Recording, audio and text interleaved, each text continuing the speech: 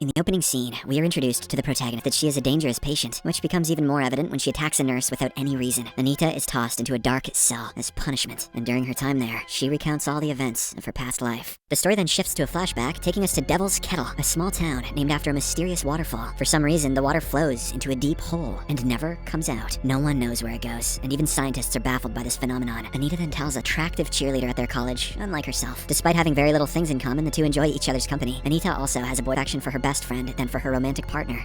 Sorry, Chip. On a particular evening, Jennifer invites Anita to a local dive bar where an indie rock band named Low Shoulder is going to perform. Upon their arrival, Jennifer gets drawn to the lead, so she approaches him. The two then chat for a while, and Jennifer is sent to get some drinks. While she is away, Nicholas approaches his bandmates and discusses Jennifer's virginity, saying she will be perfect for their project, their indie rock concept album. Anita, who overhears their conversation, feels weird and later shares it with her best friend. However, Jennifer doesn't pay much attention to it. Soon after, the band starts their performance and everyone begins to enjoy themselves. However, a sudden electrical short circuit causes a fire that rapidly spreads throughout the bar. Chaos ensues as people scramble to save their lives. Amidst the commotion, the two friends manage to escape through a bathroom window. Surprisingly, the band members are already outside, acting in a relaxed manner as if nothing happened. They talk for a while, and out of the blue, Nicholas asks Jennifer to join them. The whole thing creeps Anita out, but Jennifer agrees without any hesitation. She even ignores her best friend and gets into the guy's van. After they drive away, Anita returns home and immediately contacts her boyfriend, sharing all the details of the incident with him. In the middle of their conversation, Anita is startled by the sound of the doorbell, intensifying her fear. She slowly proceeds downstairs and opens the door, but discovers nobody outside. With a sense of unease, she returns to her room, but then hears noises coming from the kitchen. Anita goes to investigate the source, only to find Jennifer completely covered in blood. To make matters more creepy, she lets out an evil smirk. Jennifer then opens the fridge and starts to devour raw chicken. Just then, she screams at the top of her lungs and vomits a trail of dark fluid. It appears as if she has been possessed by some sort of devilry. Either that, or she's had one too many White Claws. The whole scenario is too much for Anita to handle, so she attempts to call for help, but Jennifer quickly pins her against the wall. She then prepares to bite Anita's neck, but something takes over her and she suddenly runs away from there. The following morning at school, Anita appears disturbed, unable to shake off the events of the previous night. She also worries about her best friend, but much to her surprise, Jennifer appears in a completely fine state and dismisses Anita's concerns. Shortly after, their professor offers condolences for those who lost their lives in the bar incident from the previous night. Everyone is saddened by the news, but Jennifer remains indifferent and even mocks the situation. Confused, Anita wonders what is wrong with her best friend. She knows that her behavior has something to do with the Low Shoulder band. Later, Anita seeks out Chip and tells him everything about Jennifer, including her evil appearance from the other day. Sounds like she just had one too many White Claws, babe. On the other hand, Jennifer approaches the college football team captain Jonas, who's grieving the loss of his best friend. Apparently, he also died in the fire incident. With words of comfort, Jennifer leads him to the forest located behind their college. Once there, she begins to seduce him, and she does a really good job. And at the same time, several birds and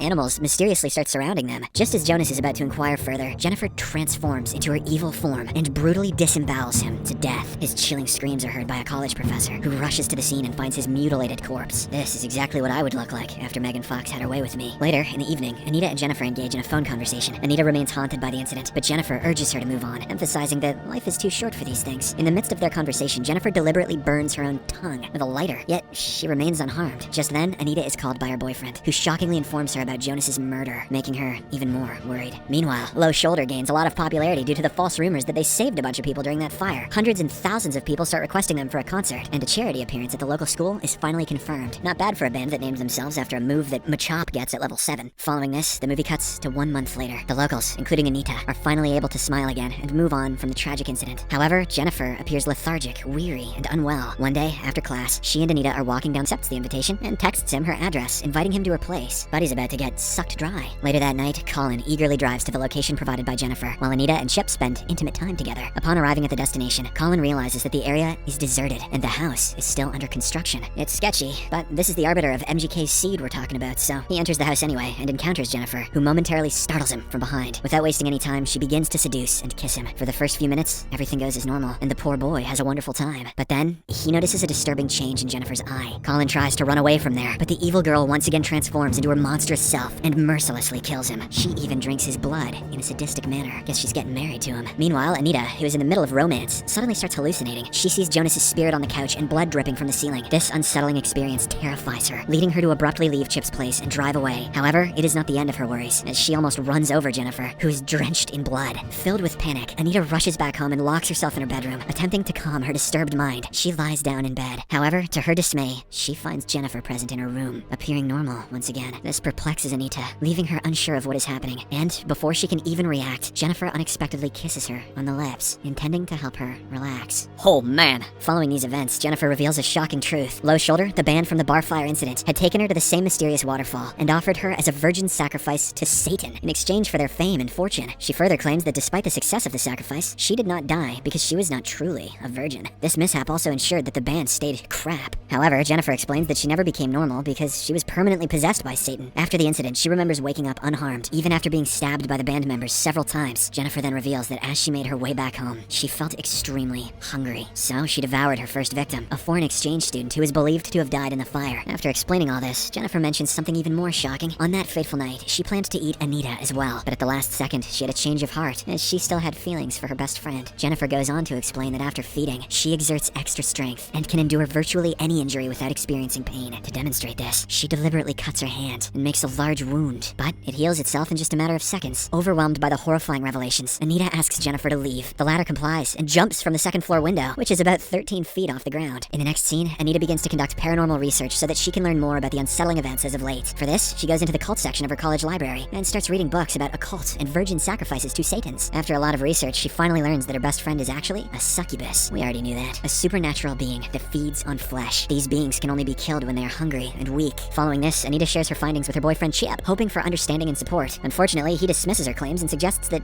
she may need mental assistance. As the two continue chatting, a sudden realization hits Anita, prompting her to break up with her boyfriend. The reason is simple. She knows that being close to him can potentially endanger his life. Also, he's a douchebag. That's not all. Anita even forbids him from attending the upcoming college program. However, Chip angrily disregards her warnings and walks away. On the day of the college program, Anita anxiously awaits Jennifer's arrival, determined to keep a watchful eye on her. Meanwhile, Jennifer intercepts Chip, who is on his way to attend the program. She cunningly makes up a story, saying that Anita was having an affair with Colin. After this, she leads him to an abandoned pool, using the same seductive tactics she had used to kill her previous victims. They're super effective on Chip. Back at the program, Anita grows increasingly concerned when Jennifer does not arrive for a long while. When she can't take it any longer, she rushes to Chip's house to check on him, but learns that he has already departed for the program. Worried that something bad has happened, Anita starts looking around the area and eventually reaches the abandoned pool, where she sees Jennifer eat her boyfriend alive. Hot. Alarmed, Anita jumps into the pool without thinking twice and starts battling her best friend. She uses pepper spray on Jennifer, but this only angers the latter. Jennifer, with vengeance in her eyes, closes in on Anita, preparing to land the final blow. But a wounded Chip summons the last of his strength and impales Jennifer with a pool skimmer. This causes her to lose a lot of blood, making her weak. She then retreats from the scene, realizing that she is vulnerable now. Following this, Anita rushes to her beloved Chip and cradles him in her arms. The two have a heart-touching conversation before he closes his eyes and passes away. Anita, who is now heartbroken and filled with rage, prepares herself for a path of vengeance. In the middle of the night, she breaks into Jennifer's bedroom through a window and starts attacking her. A fierce fight ensues between the two, but Jennifer gains the upper hand by sinking her teeth into Anita's shoulder, her low shoulder. Despite this, our protagonist doesn't stop, and she keeps on fighting with all she has got. At one point, she manages to rip a BFF necklace from Jennifer's neck, prompting her to momentarily stop fighting. Taking full advantage of this opportunity, Anita plunges a utility knife into Jennifer's heart, finally killing her once and for all. Moments later, when Jennifer's mom arrives at the room, she is horrified to discover Anita atop her lifeless daughter's body. This is the reason why Anita ended up in the mental asylum. It is also revealed that she has inherited some of Jennifer's supernatural powers.